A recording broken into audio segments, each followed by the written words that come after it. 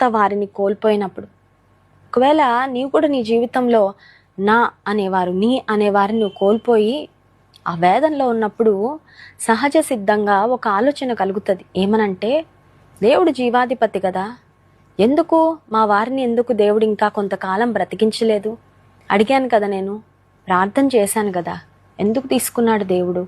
ఇంకొంతకాలం బ్రతికించి ఉంటే ఎంత బాగుండు. మరి కొంతమందికి వచ్చే ఆలోచన, రౌడీలు, గుండాలు, కూనీలు చేసేవాళ్ళు, పనికి మాలిన వాళ్ళకి దేవుడు బ్రతకడానికి ఆయుష్ ఇస్తున్నాడు కదా, మా వాళ్ళకి ఇవ్వచ్చు కదా.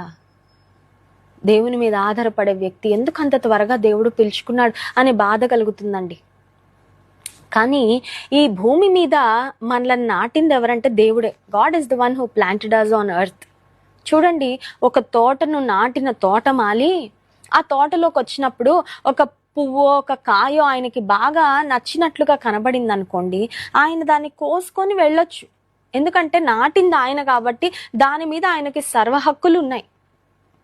బహుశా నీ జీవితంలో నువ్వు కోల్పోయిన ఆ వ్యక్తి ఎవరైనప్పటికీ, ఒకవేళ అది మీ తల్లి కావచ్చు, తండ్రి కావచ్చు, తోబుట్టు కావచ్చు, స్వంత మీ కడుపున పుట్టిన బిడ్డ ఉండొచ్చు, దేవునికి వారిని ఆయన సన్నిధానానికి పిలుచుకోవాలని ఆయన కనిపించింది.